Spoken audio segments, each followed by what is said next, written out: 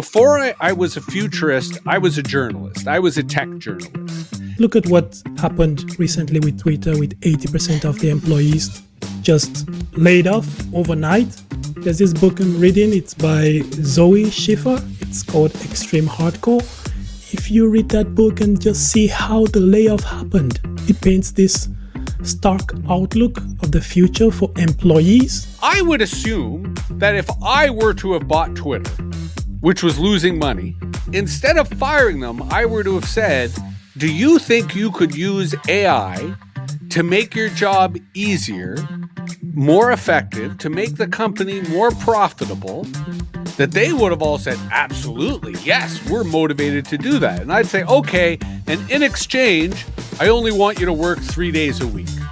So if you can figure out how to make this company profitable, I still have all this group of really smart people who've been working with the company, who understand the problems of the company.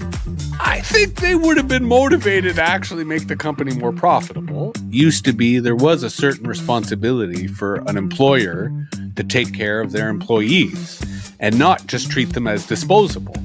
Because I think you're absolutely correct that when Musk did that kind of slash and burn to what was Twitter, is now X, that it gave permission to so many other tech companies to do the same thing. I think the number one rule is you always have to be learning. Like, you got to wake up every day and be like, yeah, what do I get to learn today? Right? It's the hungry mind. It's the curious mind. You know, that is what's going to enable your career, whether in technology or any field, but especially technology.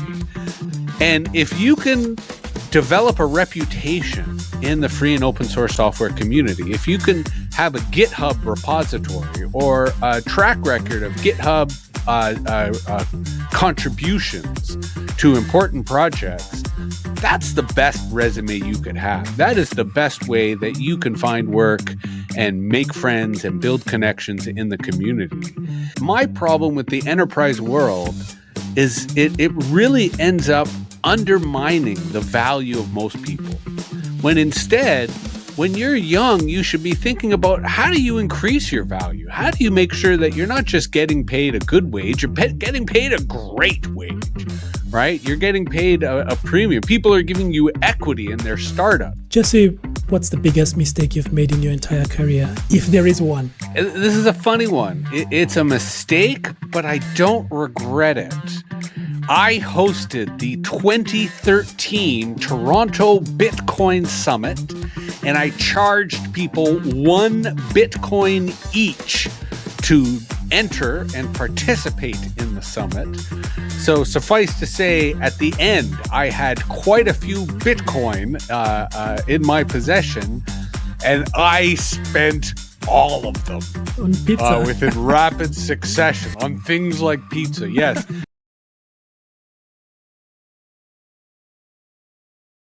Just take a look around you. The career prospects in the tech industry are drastically different from what they were merely 3 years ago. And a lot of that can be attributed to this rapid proliferation of AI technologies that we are observing today. You know, with the AI-induced layoffs, the legal lawsuits you see all over the place, many are beginning to wonder and question, you know, if a career in the field is really worth the effort and the time invested, since it's not only becoming more difficult to get into the field, but also to stay in the field, competing alongside AI.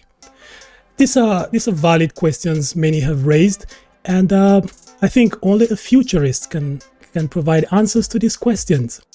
We so happen to be in luck today because we have a prolific technology futurist, Jesse Hirsh, and I'm really thrilled and excited to have him on the call today to share his take and to weigh in on this trajectory, on where we're heading, if things are going to get better, are going to get worse, and if a career in the tech industry is still the best career anyone can chase. Now, I say that with a smirk because his title is a Futurist Farmer, right? So don't ask me what that means. We are going to allow him to explain what that means. I know there's this oxymoronic angle to it, but I would allow him to explain that. I'm really thrilled and pleased to have an experienced speaker and an experienced technologist as well. He was also an technology columnist, if I recall correctly, or maybe he still does that. I'm not sure, but I think it's about time I allow him speak. Hello, Jesse. How are you today? Hello, Newton. It's a pleasure to be here. I'm a big fan of the work you do, in the sense that anyone helping others to get into the tech industry and to learn really how to find value, how to find opportunity, how to find prosperity is doing excellent work. And so it's a pleasure. It's an honor for me to be here and to help out in terms of helping people figure out not just whether they should find a career in the tech industry, but how to navigate it, because it is increasingly complicated, increasingly perilous, and in that sense, kind of requires creative thinking. And that's part of how I became a farmer, in that I was a futurist before I became a farmer. And I kept speaking at all sorts of different conferences, and I started to realize that farmers were kind of the original hackers. Like, if you think about where technology comes from, agriculture was really the original place of innovation, right? Hundreds, if not thousands of years ago, the tools we used to help farm, to help make food, were some of the first tools that were ever created by humans. And even today, artificial intelligence is being used in agriculture and farming in really phenomenal and interesting ways, as well as robots, as well as all sorts of really interesting kind of applications of sensors and data. That it made me as a nerd kind of realize that if I wanted to get on a new learning curve, if I wanted to take my technological knowledge and curiosity and apply it to my own food supply, apply it to my own ability to feed myself, and ensure that as climate change continues to race toward us, that I'd be well fed, if not able to feed my family and feed my friends, while learning a lot about AI in farming, while learning a lot about technology in farming. And of course, once I became a farmer, and I'm still kind of a novice, I realized that all farmers are futurists. Because how could you be a farmer and not think about the future? Think about your crops, think about your livestock, think about taking care of your land. So you're right that it's oxymoronic. There is a kind of paradox between embracing the ancient identity of the farmer and the futurists that, is enabled by technology and artificial intelligence.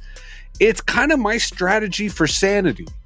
That it keeps me healthy and happy while allowing me to always learn new stuff and learn what's happening. But maybe, to bring it back to the theme of our conversation, maybe I was worried about my role as a futurist. And I thought, well, if I'm so concerned about jobs in the tech industry, maybe I should also find a job as a farmer, because people are always going to need food. So that's a good plan B to be able to fall back on. Watch out though, Jesse, before we jump into the deep end, we would want to take the audience with us completely on some of these terminologies. I'm warming up to the fact that when you say farmer, so it's actually farming, right? Which is, I was thinking it's some form of maybe a server farm, farming for database centers or something, to that angle. But well, lo and behold, Jesse is actually talking about real farming, with legumes and vegetables and fruits and probably livestock all chucked in there. So please, before we get any deeper, could you just tell our audience who a futurist is, right? Let's start from the basics, because some people watching this, they're actually not even in the tech field at all, right? What do you understand? What is your own conception of futurist? You're probably in the field, so you're the best person to tell us what that means. And also, because if you ask me what a futurist is, I'd probably begin to say soothsayer, a fortune teller. Those are not really posh names. But so what's a futurist? And also the farming part. I think, let me know if I'm spot on with the type of farming I had in mind. And I'll come back to the farming, but to your point, there's a lot of poop in farming. There's, we have a lot of goats, a couple of horses, a lot of birds, about 8 pigs, and we started with animals because they poop, and they poop a lot, and that creates soil, which then allows you to grow things. So it is a real messy side compared to technology, which tends to be clean. I think you retired from high tech. Yeah, well, except it's both. To be honest, it's a pretty cold winter here right now. I wish I had a Bitcoin farm to be generating a lot of heat to combine that with the animals. That would be a very profitable combined venture.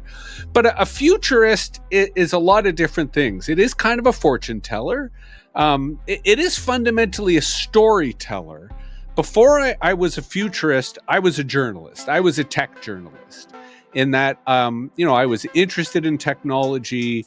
I was interested in translating technology, sort of taking the bleeding edge of tech and making it relevant to business people, making it relevant to, regular folks. And there were, at the time, lots of media opportunities for journalists who would say, look, here's how social media works, or here's how algorithms work, or here's how smartphones work, or whatever new technology there was. And then I realized that the only difference between a journalist and a futurist is a journalist is talking about the past, and the futurist is anticipating what comes next. And because technology changes so quickly, there's a lot of demand for someone who can figure out what's coming next, who can anticipate whether a technology is going to be a big hit or whether it's going to be a big bust. And at first, I was kind of a reluctant futurist in that the accuracy rate of futurists is really quite poor. I mean, they're up there with, weather forecasters in that they're mostly wrong. They're mostly wrong all the time because, look, let's be honest, Newton, there really isn't a future. Like, we only ever experience today. We could say, oh, what's going to happen tomorrow? But when you wake up tomorrow, it's today again. Right? So the future is this sort of relative, imaginative, a picture we have of what's coming next. And so in that sense, I believe that everybody has a different future. And my job is not to say, here's the future that we're all going to experience. But for my clients, it would be, well, what future do you want? Right? If you imagine yourself 10, 20 years in the future, where do you want to be? What do you want to be doing? And then I help you find a map, right? I help you figure out, well, here's the things that you need to do. So if you want a career in the tech industry today, when artificial intelligence is displacing everything, well, here's the map that you need. It's going to be a difficult map. There's going to be a lot of monsters. There's going to be a lot of challenges. But here's the map you need to get to that future. So it's less fortune telling and more, fortune mapping, right? Of how to help people imagine that path to prosperity while being honest about the obstacles, being honest about the challenges, being honest about the difficulties that we all face in life. So there are some futurists who, they like to insist that they know what's going to happen and they know how and I'm like, maybe not, especially in the crypto space, especially in any technology. Right? It's changing so rapidly. So I sort of have a philosophy that if you prepare for the future, if you imagine the future, if you map out the future, no matter where you end up, you're going to be okay. Right? You probably won't end up in the future you thought you were going to end up in. But if you prepared, if you're ready, if you got a map, so when you realize you're lost, you go, okay, I better figure out another route, then you'll survive. You'll be, and to bring it back to the tech industry and a career, if you're set today on a very specific career in the tech industry, you're probably going to be disappointed. But if you have an open mind about the tech industry, if you have the idea that, as long as I'm learning, as long as I'm, making money and supporting myself, and as long as I'm working with smart and interesting people, that's my goal, then you can succeed. You can find that. So it really comes down to what your relationship with the future is and how you make it a good one rather than just, hoping and having your eyes closed and then just being disappointed every step of the way. Yeah, I'm liking that take. Just stay flexible and malleable, with regards to your plans for the future, especially in the tech space. And I'm liking that coming from a futurist himself, telling us that most of the futurists, they're wrong. So we should always take some of the predictions with a grain of salt, right? And that's why farming, to bring it back real quick, that's why farming was so appealing to me, because I knew nothing about it. So it was me as a newbie, as a novice, with technology on my side, right? Because I have spent my whole life learning about technology. And then, of course, I have my friend YouTube. And anything I want to learn in the world, there it is on YouTube. There's all these farmers on YouTube sharing their wisdom. If I have a problem, if I have a mechanical issue, have an animal issue, have a crop issue, there's someone on YouTube smarter than me sharing their wisdom about it. And I just have to have the know-how to reach out and find that knowledge and learn from that knowledge. And that, to me, is the key to being a futurist. That is the key to surviving the future, that you're open-minded, but that you're ready to learn. And you're always willing to find someone smarter than you who can help you learn. And in that regard, any path, any a future is accessible and available. Completely agree. Just quickly, if you could help us build this mental picture, just a nice summary of your career, so the audience, we could get a feel of who the guest is. That's something, it's a tradition on this podcast. Some people just want to understand, how your dance with technology has been from the very onset, the choices you made, briefly the positions you held along the way. I don't know, I think you were a tech columnist at some point. While you were speaking now, you also mentioned something about your clients, right? So that means you probably have some business going right now. If you could quickly, and I also, forgive me, I did some background research on you and I saw that you were arrested at some point, Jesse, for hacking. So, if you could, chuck all of that into a nice summary and let us know your dance with technology from the early beginnings, maybe the education you acquired along the way, and maybe if you went far ahead with corporate IT to some extent before you decide to segue and retire to the fields of Australia. Let's have a mental picture of your career so far. That would be helpful. I love your metaphor of dance. In that sense, I would say that I've been breakdancing with technology, as any hacker might appreciate. And I also appreciate your research skills, because I've usually buried my arrest amongst a prolific content career over decades. But the arrest is really where it began, because my brother had access to the internet. This was the early 90s. He was an engineering student, and he had really fast, really high speed, free internet access through his school. And he said, "Hey, check this out. It's the internet. It's the future." And I fell in love right away. I thought the internet was the most incredible thing, and I spent lots of time using it. It turns out that legally it is hacking if you use your brother's account. Like, that's all I did. I, at the time, was not a hacker. I was literally using my brother's account, and the system administrator, the guy with the root account on that system, thought that I was a hacker because he saw me posting on Usenet, he saw me posting on email lists, and I wasn't posting about school stuff, right? I was posting about, legalize marijuana or, support the Zappa, like just stuff that kids would be interested in. And I was arrested. They showed up at my door. They had 6 months of all my keystrokes of everything that I had done.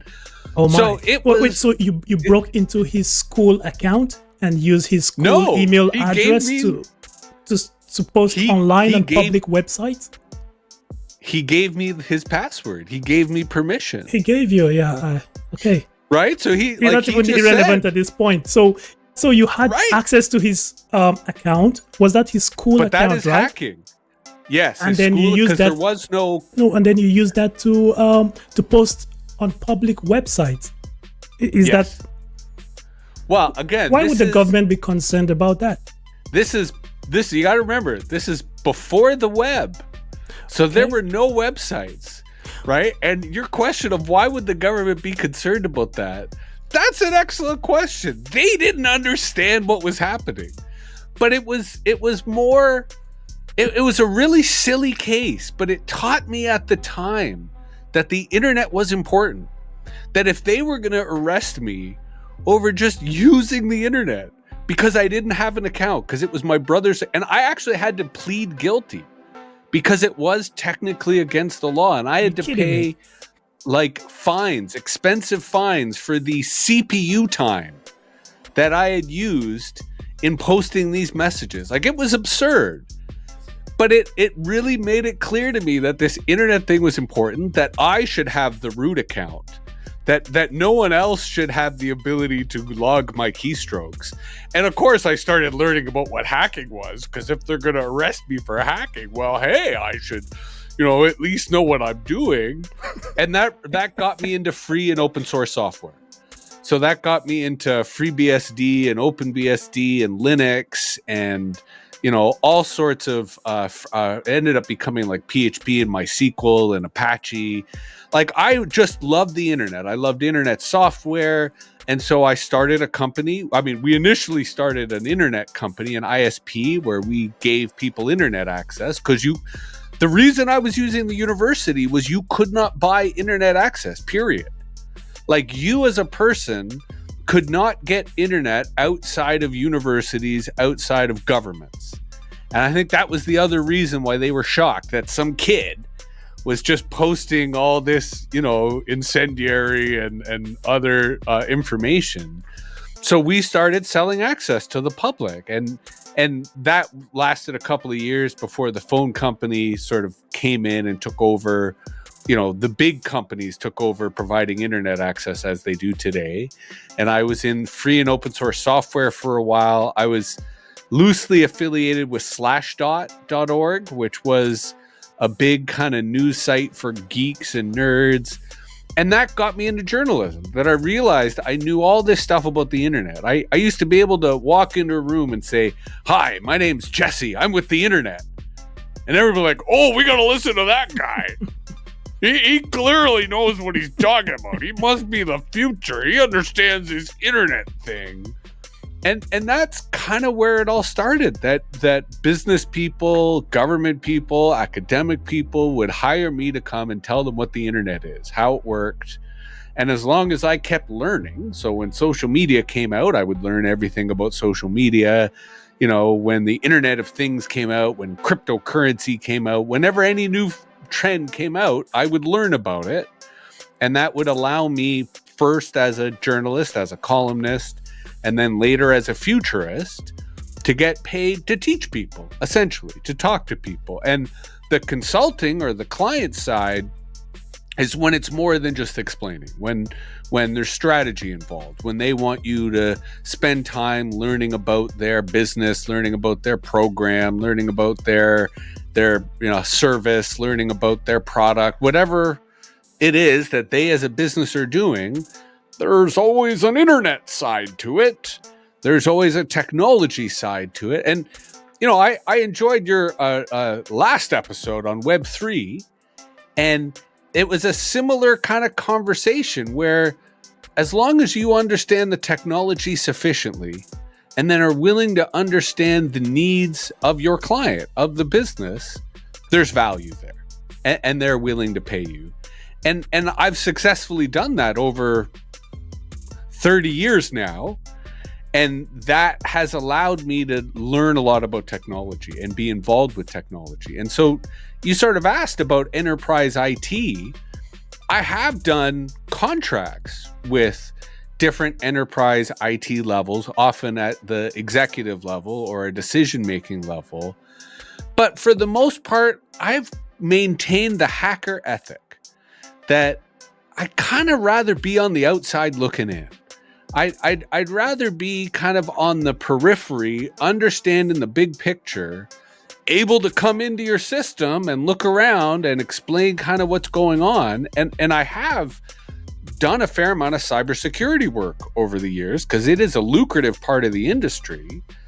So I kind of prefer to be on the outside of enterprise, on the outside of kind of the tech industry as a whole, but understanding it, having high literacy, having high proficiency, so that I can help companies think critically and think about their future without being vendor dependent, without being platform dependent. The phrase is technology agnostic, right? So that you're never locked into a single company, you're never locked into a single tool, but you can always make the most of any ecosystem or any environment, and therefore prosper and survive and succeed in a very disruptive, chaotic, and competitive landscape. Interesting, Jesse. I have been trying to connect the dots while you were speaking and to build this mental image of your career. And I don't know how often you get feedback, but allow me to give you one. The image you have just painted, first thing that comes to mind is one of these champions emerging from the dark web. Like someone who has conquered, the dark web. By dark web, I mean not being by spotlight. I'll be referring to enterprise, corporate IT, right? In the forefront of technology, the people that get the huge funding from investors. Those would be people that are, conventionally considered as being, the pioneers and publicly broadcasting whatever they're working on. From what you have just painted, and I'm not sure if that's the image you wanted to paint, it's not necessarily a bad one. There are many skilled people in that ecosystem. I've always wondered who those people are. At some point they would need to come to the surface. The way you just explained your career, that's the way I would expect they will also be explaining theirs. It might not necessarily be the same situation as yours, because I've seen you on a couple of television shows as well, speaking about technology and also representing some form of business and organization. If I may just summarize on the business side. So even though you've sort of, I don't know if retired to the field, it's a way to put it, but you're still open for business, right? You're still open to be contacted by large corporations to work for them. And if yes, what type of work or services can you provide to these people? And this is where I'll first push back on your use of the word retired, because the whole reason that I became a farmer is the internet, but it's not even a retreat. It's more, I've gone to the future, right? And I'm suggesting that because of climate change and because of the internet, the future is rural. Like, there's a lot of propaganda that says the future is cities and the future is mega cities. But I actually think because of climate change, because of pandemics, a lot of people want to get out of cities. And the internet allows us, if you have high-speed internet, it allows you to be fully connected to markets. It allows you to be fully connected to enterprises. It allows you to be fully connected to culture and knowledge and society while having the space and freedom to raise animals and raise food and to enjoy oneself. And in Canada, where I live, there's a lot of land. There's a lot of space. So it's easy to have room to farm. It's easy to have room to do carpentry projects, to do all sorts of physical projects. So for me, it's not so much a retreat or a retire. It's I'm moving forward. And ironically, from a marketing perspective, I think it's one of the reasons why people hire me, right? Where they hire me because they want to hear stories about my goats. They want to hear, and when I come in to visit them in the city, I'll bring eggs, I'll bring some meat, I'll bring some products. So it gives a human dynamic to me as a consultant or to me as a business person that distinguishes me from my competition, that distinguishes me. And it speaks to how, as cognitive workers, as intellectuals, like if you think about people who work in the tech sector, their most valuable asset is their brain. And it's interesting when you talk to computer programmers and you ask them, where do you do your best thinking? They often say, well, in the shower, right? And the reason they do the best thinking in the shower is they're away from the screen. They're away from the technology. They're away from the device. When the water is pouring over their body, they're in their body, and that's when their brain starts having the breakthroughs about the program they're working through. That's when their brain starts thinking about new ways to use technology. And it's because we are physical beings. We are animals. So for me, my best thinking is when I'm walking in my forest. Right? It's when I'm doing physical labor. It's when I'm engaging my body in that physical activity. So it makes me a smarter professional to also have the land that I have, the animals that I have, the dogs that I have, and eat the food that I have, right? It makes me healthier and smarter. So it creates advantages for me in terms of the work I do. And to answer your question of what that work is, it varies. A lot of it is consulting, and I think most consulting is a combination of education, right? Giving people knowledge, and then strategy. How to use that knowledge, how to apply that knowledge, how that knowledge changes how you do your work or the product you're working on or the idea that you have. A lot of my personal work has been in the communications industry. So this is advertising, this is marketing, this is making media like we're doing now, but usually it's like television or radio. And all of that stuff is technology driven, right? Especially when you think about the advertising and marketing, it's either social media or it's increasingly using a lot of AI. So as the futurist, I come in to help them think about how they can use their technology in innovative ways, in creative ways, and tying that to examples in the marketplace. But this is where I think technology and media, what they have in common is storytelling. Because if you want someone to use your technology, there has to be a case example.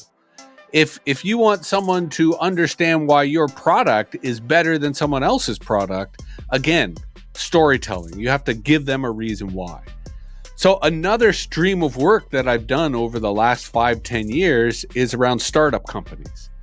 And there are lots and lots of incubators, lots of accelerators, lots of innovation hubs that are designed to allow, entrepreneurs, to allow startups to find a place in the market, to develop their product.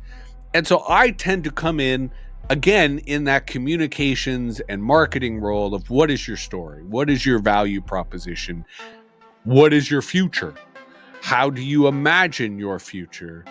And for a number of years, I did that with a cybersecurity incubator. So looking at companies that are in the cybersecurity industry. So it's a lot of that kind of tending to the garden, right? To use a kind of farming metaphor, except the garden is companies of all sorts and all sizes, from very large to very small. And they tend to find me because of all the media that I'm putting out there and the opinions and perspectives. And similarly, it's word of mouth. You work with a company, they're satisfied. They then mention you to another company, or someone working at that company changes to another company and said, oh yeah, I was working with this guy, Jesse, and he was a lot of fun. We should bring him in. So it's, if you think about it, to bring it back to the career development and the career trajectory, you're always learning, but you're always meeting people and you're always connecting with people, which, again, in your last episode and Web 3.0, it was sort of interesting the use of Discord as a way to try to connect with people, right? And to meet people in a company or in an ecosystem or in a community. Because I think the world of whether it's corporate, whether it's small business, it's not what you know, it's who you know. And so if you ask me, hey, Jesse, how did your career take the trajectory you did?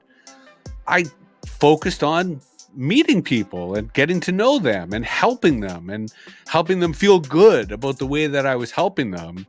And over time, that just, continues to reinvest in itself, because that kind of social capital helps people know that you're trustworthy, that you're interesting, that you bring value to a project or a company. Completely agree. And is it an accurate image then that your decision not to go permanent with an enterprise is you're making this conscious decision not to get this 9 to 5, employment, indefinite employment with some enterprise or corporation? You would rather go in there as a contractor, work for some time, meet them. When you're bored, probably after a few weeks. I don't know how long that is for you. For me, it's 2 years. After 2 years, I really, really get bored with any work at all I'm doing in a corporation. So is that a conscious effort from you on your part? A little bit, yes, and a little bit a rejection of me being like, I've had experiences in the past where, especially when I was younger, I would do the first level of interview, the second level of interview, make it to the interview with like the senior partners. And then they send me this letter, welcome to the company. And then I never hear from them. Like, they actually don't onboard me. And like, there have been other times where I've met with headhunters and they just say, you're unemployable. Like, nobody would ever want to hire you ever. You're too interesting, or you're, to your point, you'll get bored too easily. So I think it was partly me being rejected, right? That I was not going to be accepted for those entry level roles, and most like senior level roles, you got to work your way up through the system. So if you can't get in on the entry level, then you're certainly not going to be able to work your way up in terms of getting the prerequisite experience. But I think my real psychology here was my value in the marketplace. And I always was very conscious of wanting to get the maximum value I could for my time and my labor. And maybe my parents spoiled me into making me think that I was more valuable than I really was. But I instead chose to live in my parents' house well into my 20s, because I would rather be unemployed and learning and doing free and open source software than working for a low wage for a company that doesn't care about me, where I'm just a cog in the wheel, which is a lot of entry-level IT, or at least it was a lot of entry-level IT positions. So in that sense, like, I think for years, and this is still true today, if I were to ever give advice to a young aspiring developer or a young aspiring person who wants to get in the tech industry, I would say join the free and open source software movement. Like, to your point about, the kind of champions coming out of the dark web, the bridge there is the free and open source software movement. Like, the white hat hackers, the black hat hackers, the gray hat hackers, they all got their start in free and open source software. And could you expound on that, what you mean when you say free and open source software, just so it's clear for everyone? So it's kind of a social movement. It's computer programmers and computer enthusiasts who believe that technology should be as free as possible. Free both in terms of cost, but also free in terms of your ability to change the technology, your ability to hack the technology, your ability to improve the technology. And the infrastructure of our world today is built on free and open source software, but there's no real marketing department to tell you that. It's kind of like an open secret handshake in the tech world that, whether it's Linux, whether it's Android, whether it's Chrome, like, these are all free and open source tools at their core. Even a lot of the AI, large learning language models are built on open source software. So it's kind of the cool kids club for all the kids who aren't very cool. And if you can develop a reputation in the free and open source software community, if you can have a GitHub repository or a track record of GitHub contributions to important projects, that's the best resume you could have. That is the best way that you can find work and make friends and build connections in the community. And that is, I think, always going to be the case. That while my problem with the enterprise world is it really ends up undermining the value of most people.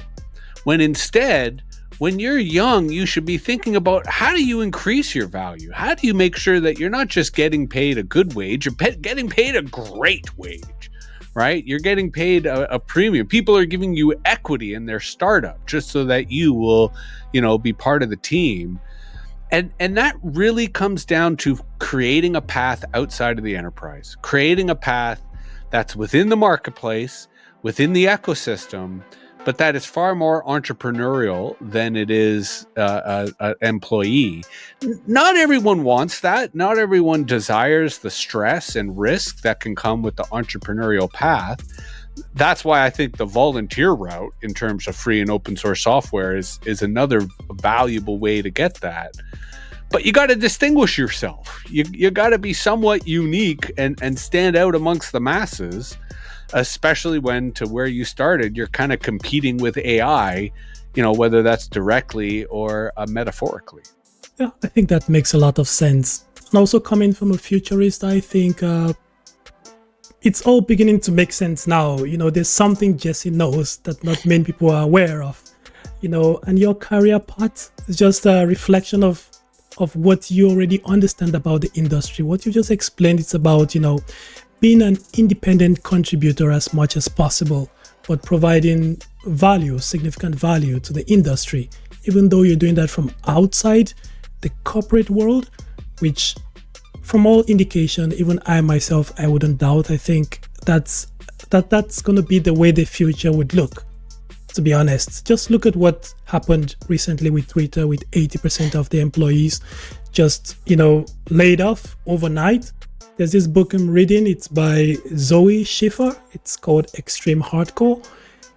If you read that book and just see how the layoff happened, in Twitter, with Elon Musk calling the shots, it put things into perspective, and paints this stark outlook of the future for employees, that we end up being nothing but cogs in this grand machine, which is information technology. And I could speak at length about the true meaning of information technology. I personally think that's a monster that will lead to the end of civilization. Again, which would take us back to the agrarian era, the agricultural revolution era, which is where you are, So it's all making sense the more I think about it. But Elon Musk laying off 80% of Twitter staff, that was followed soon after by the Meta guy. He laid off twice that number. I think that was roughly 11,000 employees were laid off. And many speculate he was inspired by what Elon did. So we're entering this new phase where, entrepreneurs, business owners, to be more specific, would feel more at ease letting go employees, regardless of what skill sets they have.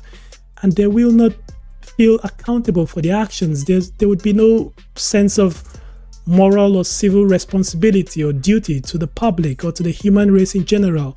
That's a new phase which has started, especially with AI coming into the picture. And we're only going to be seeing more and more of this as we move further on.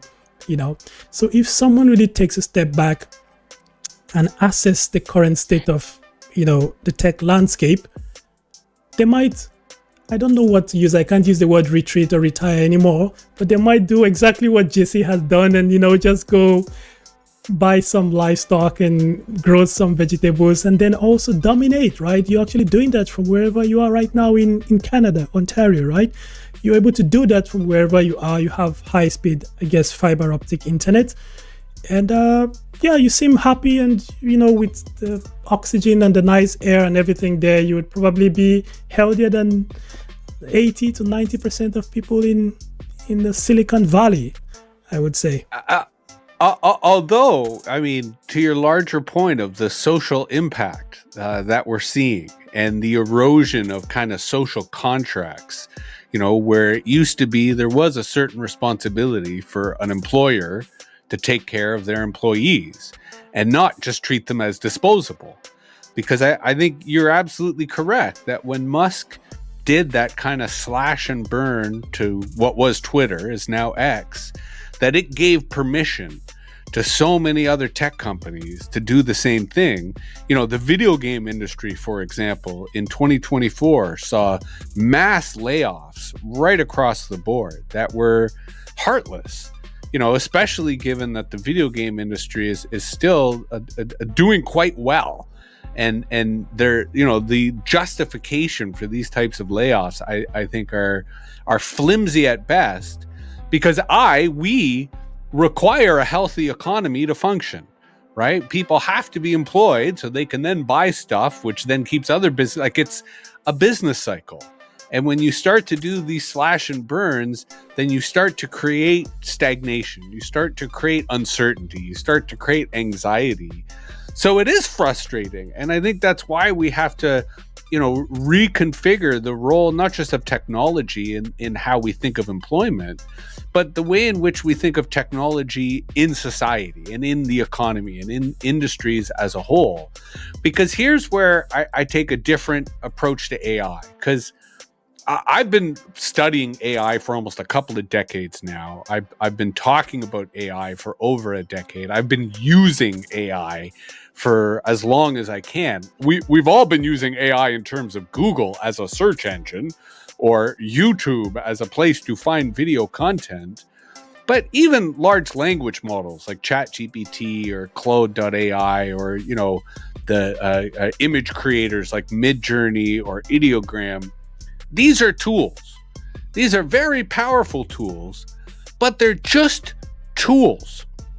And this is why I think the narrative, the argument that AI is going to take our jobs is kind of dangerous. Because I think more accurately, AI is changing our jobs. Now, unfortunately, they do give an excuse for people like Elon Musk to lay people off. Right? To eliminate these jobs. But AI didn't take over any of those jobs.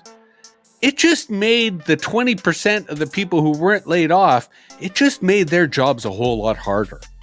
Like, those people are working way longer days using AI to help them with their jobs. But if you were to ask them the way you were asking me, am I happy living on the farm, learning about technology? You bet I am. And if you ask the 20% still at X, are you happy about your job? They would probably say no.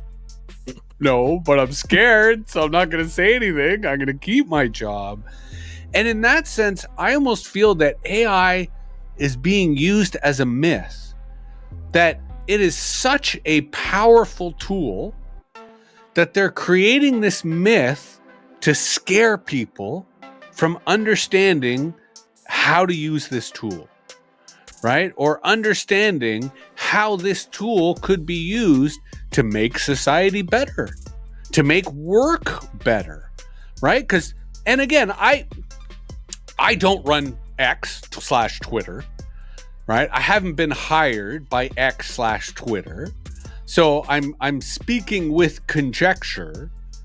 But I would assume that if I were to have bought Twitter, which was losing money, and said to those, let's say, 100% of the people there, if instead of firing them, I were to have said, do you think you could use AI to make your job easier, more effective, to make the company more profitable, that they would have all said, absolutely, yes, we're motivated to do that. And I'd say, okay, and in exchange, I only want you to work 3 days a week. So if you can figure out how to make this company profitable, I still have all this group of really smart people who've been working with the company, who understand the problems of the company. And I say to them, here's this powerful tool. Use this powerful tool to be more profitable. And I'm going to make your quality of life better. I think they would have been motivated to actually make the company more profitable. Yeah. Versus what we saw happen, which is they laid off 80% of the company. The company is losing advertisers. They're losing more money than they were before. They're losing more users. The people who are working there are stressed. There's lots of errors happening on the site. And Musk is blaming everyone but himself. Right? So AI doesn't have to be used in the way that companies are currently using. It could be, this is my point about the future. There is no set future. Right? The future doesn't have to be AI taking our jobs. It could be AI making our jobs better. It could be AI making our lives better. Versus, if you look at the way they're describing it, they're using a lot of fear to make people afraid of AI. So people will think, oh, I don't want to use AI. It's scary. It's going to steal my information. Oh, no, I don't want to use it. When instead they could be using it to make their lives easier. Again, kind of simple, but it speaks to how stories impact the way we think about the future, which then influences our behavior in the present, i.e. allowing Zuckerberg to lay people off when instead he was just going, well, if Musk can do it, I guess I'll do it too. Those are very solid points you bring up. And there is something else I wanted to throw in there. Yes, artificial intelligence is a tool, but then it's in a toolbox for information technology. And I agree with you that no one should be wary or afraid of any of the tools in the IT toolbox, of which AI is one of them. But people should be they should pay attention to information technology as a technology itself. Many fail to fully understand the origins of this technology, what it really means, and they conflate it with the convenience and comfort we get with modern day technology. No, information technology is really separate. It is fundamentally, it is the processing of raw data into information. Now that information can be used to create knowledge. Knowledge for who? Knowledge for people in some form of management strata. And what that means is that you're going to have fewer managers will be able to manage a larger subset of people. This is important to know because if you look historically, it all begins to make sense, right? Because we didn't always have information technology. Information technology, which really started roughly around the end of the Second World War. That's when the word itself, information technology, was coined. That was coined in 1958 by Harold and Thomas, the Harvard Business Review. They were awakening up to this new technology, which they observed the effect of computers during the World War, how it was used to essentially win the war, to decipher codes and things like that. They said, oh, okay, with the advent of computers, that was when we're having the electromechanical computers were being used to process data now, right? They were able to accomplish way more things. And then I say, okay, wait a minute. This is not just another technology as we had in the past. This is not another steam engine. This is not another power loom for weaving cloth. These computerized devices would allow us to process data to enable us make decisions that can control more people. So that's a different technology. It's information technology about data. And that's all that has happened and is still happening till this very day. Right? You've got a lot of people who are conflating IT with the state-of-the-art technologies that they can now use, like the smartphone, the fast cars. No, that smartphone in your hand, it's actually a tool for collecting data to be fed into some management strata somewhere to be used to control you and the populace, right? They collect data on what you like, data on your shopping preference. They could use that to also influence your decision about things, how you vote, religions you have, and things. So it's all about collecting data. It doesn't matter what technology you're benefiting from. It could be smart cars. Smart cars, okay, that's also a tool that someone up there in the management strata could at some point click on the button and all cars everywhere would stop, right? They could detect or they could determine how movement happens within a city.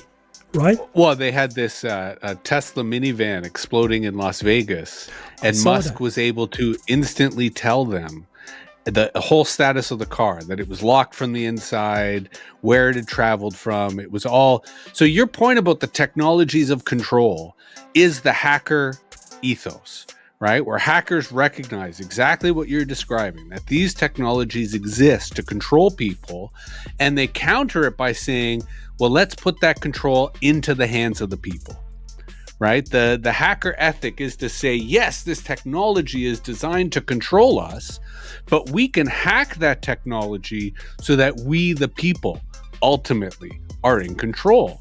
And that was the essence of the free and open source software movement. That the resistance. If it's yes, exactly, right? To try to flip it around. And I think where AI becomes even more dangerous is it, to your point, scales up that control. It allows the ability to manage literally hundreds of thousands, if not millions of people. And where I have a little bit of hope is that I think AI is overhyped. That and this is where I say, as a farmer, goats are really hard to control. And if you think about humans, we're smarter than goats. And while on the one hand, it makes it seem like we're easy to control, this is why I think attention is more valuable than data. Because I agree with everything that you were saying, that data is kind of the currency of control, that they use data, right, to create this information, to create this knowledge, to allow for control. But what they don't count on is our fleeting attention, right? And you described it in terms of the enterprise career, that the problem with enterprises is we get bored and we leave, right? They want us to stay loyal cogs and, faithful employees, but it's just so boring. And television used to be a phenomenal media of control, but it stopped working because our attention just doesn't last anymore. We want TikTok because TikTok gets our control at an even faster rate. But of course, TikTok is a very powerful media of control.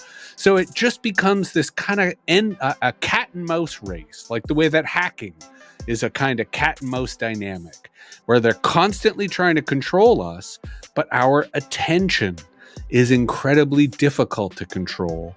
And that's why I love podcasts, because podcasts are kind of the revolutionary pamphlets of the digital age, where if you think about the French Revolution, it was partly created by the printing press, because anyone could create a piece of paper that says, screw the king, right? Or screw the rich, or screw the church, right? And that was subversive because anyone could create this pamphlet. And that facilitated the French Revolution, because once the people started sharing the tales of revolution, it swept the streets. Podcasts are the contemporary equivalent. This is where someone like yourself, Newton, has a platform to make a very solid argument that information technology is fundamentally a technology of control. And that anytime we use information technology, we should be asking ourselves, who's in control? Am I in control? Because the answer is usually no, right? And that's why I think, to bring us back full circle, I think a tech career is interesting. Because while it's high risk, but also high reward, it can allow you to learn, as the hacker learns, to be in control. Right? So that it may involve, as I did, a running away. I don't like retreat. I don't like retire, but running away, that works. I'm running away to the farm so I can be away from their control and have more of my own control over what I eat and how I live and the media that I consume. But it's a constant challenge. Yeah. I'm liking this ray of hope which you have just introduce us to, this resistance that we are forming. It's something I haven't really given a lot of thought to, but that's kind of refreshing that we've already got the resistance growing, on the side, even though most of us are oblivious to this. And this podcast, everyone having their own radio, is just one of those ways to broadcast our own message to the people. Because to be honest, before this discussion with you, I've always been thinking, where does all of that culminate? right? Where one man is now able to manage more people, right? We've now got to the $1 million company being, run by a single person. Thanks to information technology, right? With the data, people don't have to come to the office. They just have to have their mobile phone and, they could know where every single employee is every hour of the day, right? So you can manage way more people. So all of that, I was thinking, is going to culminate at the point where we're going to have probably the notion of the president of Earth. It's not far-fetched. There's going to be one man with all the power to manage everyone on planet Earth. And he's going to have all the power, including the power of the nukes, right? And you know how humans are fallible creatures. He could be having a bad day on one Tuesday, and and that's it. All civilization, gone forever, and we're going to be back to living life the way Jesse is living. So I'm happy. I'm going to give this some thought and do some research on it regarding I'm not really conspiracy theorist. I've never been one, but I've always known this about information technology because I've done some in-depth research into the origins of the technology itself, and I've been able to distinguish it from everything else that's going on.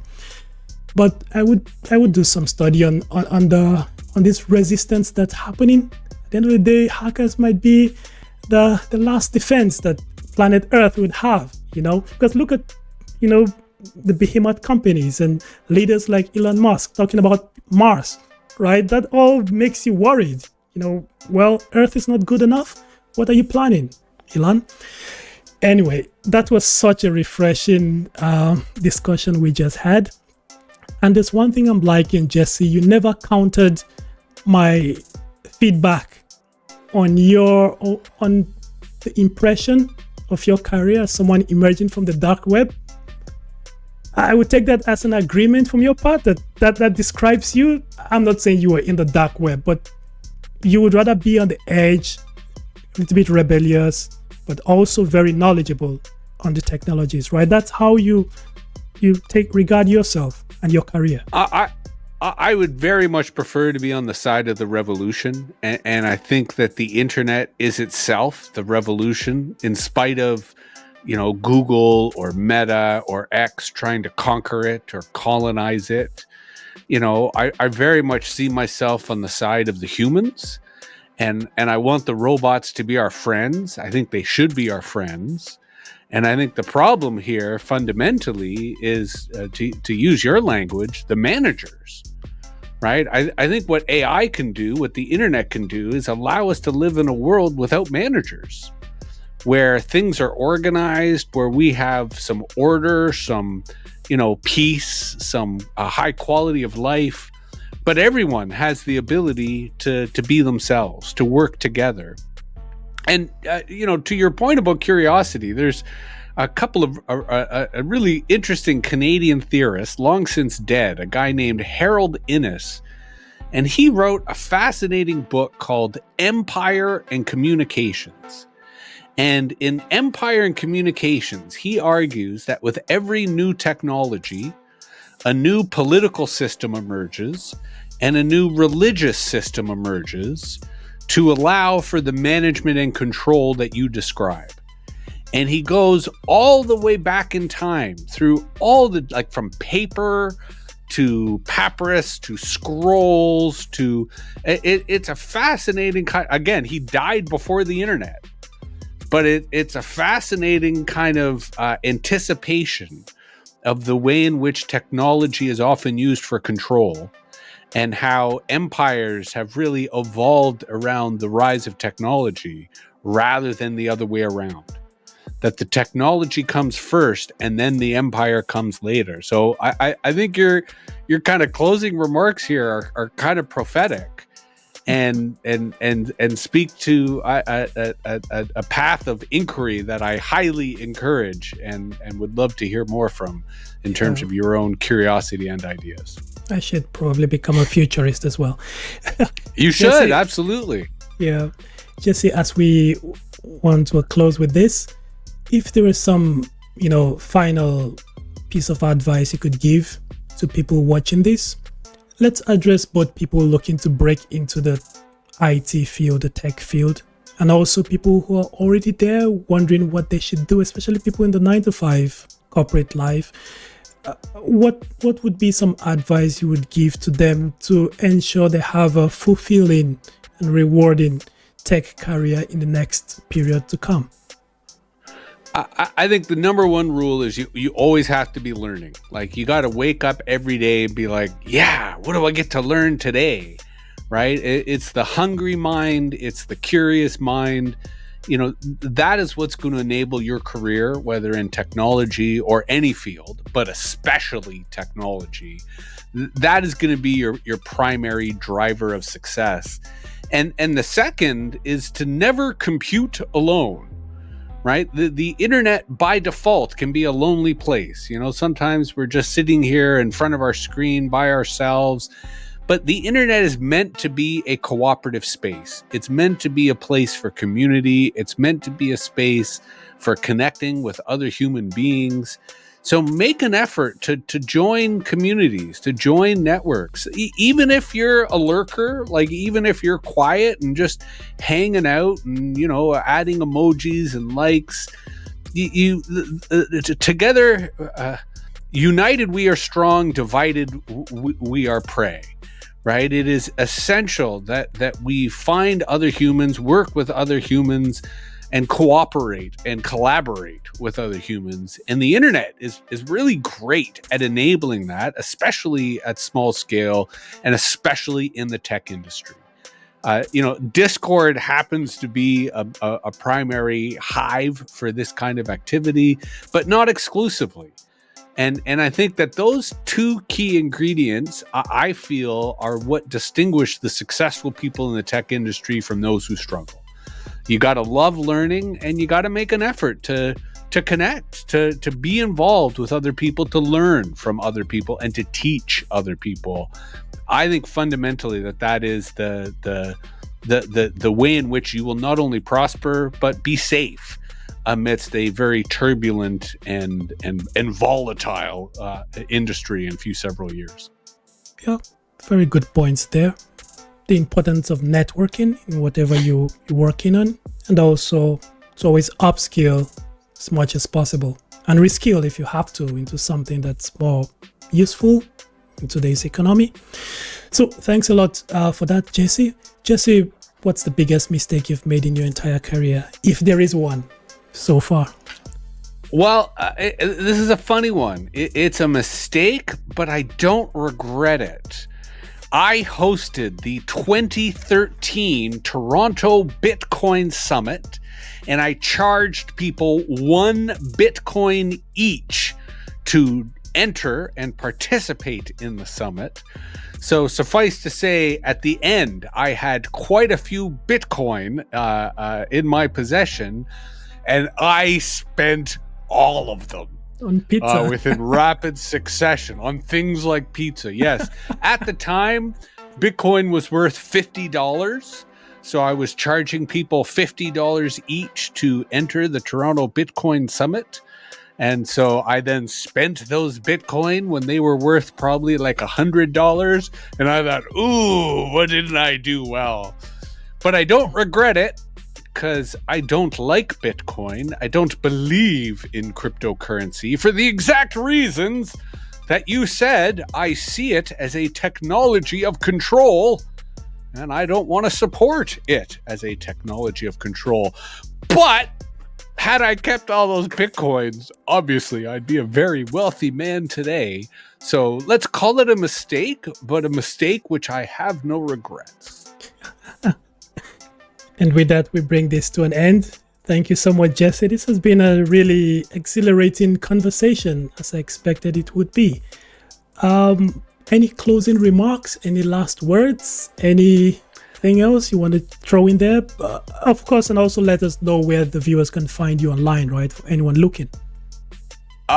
My main remark is thank you, Newton. This has been a fantastic conversation. If anything, I encourage you to now see yourself as a futurist. I think if you think about it, a futurist is just a virus that one person gives to another. So I, as a futurist, have now infected you as a futurist, and hopefully you will then infect others, and we will spread this virus so that hackers of the world will unite and recognize that these tools should be used for the people and for only those purposes.